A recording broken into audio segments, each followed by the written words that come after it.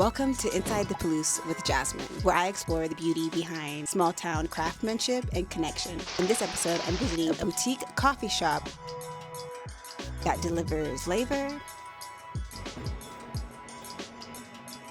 fashion, and exceptional hospitality. I'd always wanted to have a coffee shop, but I wanted to do it with my sister Sarah. But she lives in Washington, has littles, and so that obviously wasn't ever going to happen. And my husband says, "You always wanted a coffee shop." And I just felt like, yeah, that's what I want to do. Kind of like, I don't know the surprises that the Lord has for you, and you think you really want something, and then He presents something else so much better, and that's what this was for us.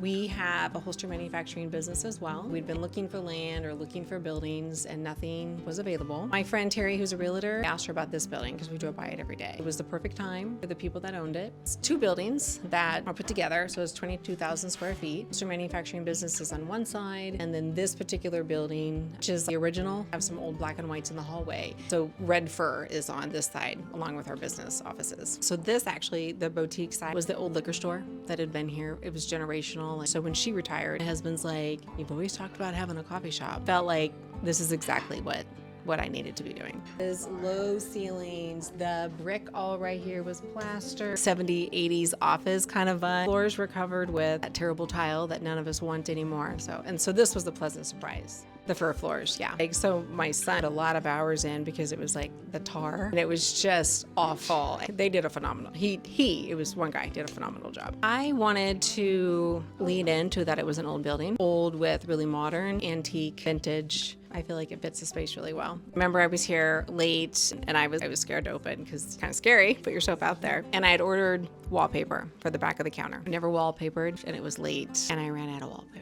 And I just got down from the counter and I sat in the corner and just cried for a minute. And it took weeks for me to get it, the new piece, but I remember feeling incredibly frustrated by that. It opened on a Thursday and it had a huge amount of shares. It scared me even more, knowing that I was gonna have so many people. I love that about this community is that when a new business comes in, everybody shows up, which is great. So any entrepreneurs out there are gonna be like, you know what, they're all gonna show up. They're all gonna show up for me. And they did. We had lines at the door. And even though people had to wait, your attitude about it makes all the difference. So we were going to visit my mom, of course, when we discovered that the floors were fir, right? Shan's like, "What about red fir?" So it gives a nod to me being a redheadish and the floors. So there we go, Red Fir Coffee House.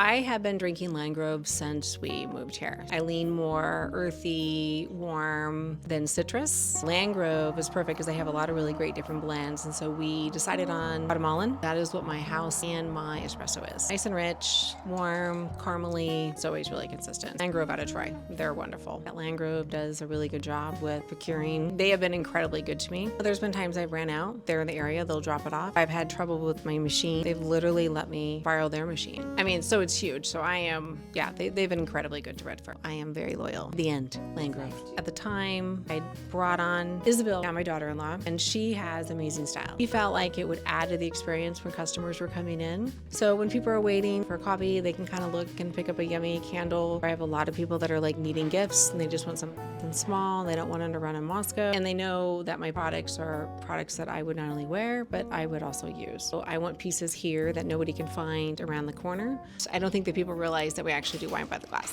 So you can buy a great bottle of wine and share it with a friend, or you can just come in afternoon or something and enjoy a glass of wine. That's something that we do offer. Hiring local is very important.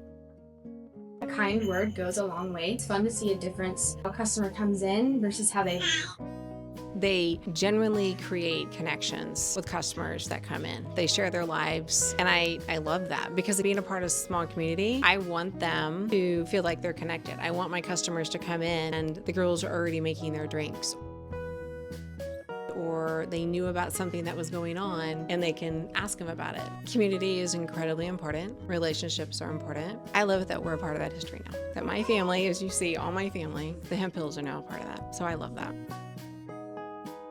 What an amazing place. Thank you. God bless you. Hi, it was so lovely to meet you. How as well. Your shop is so amazing.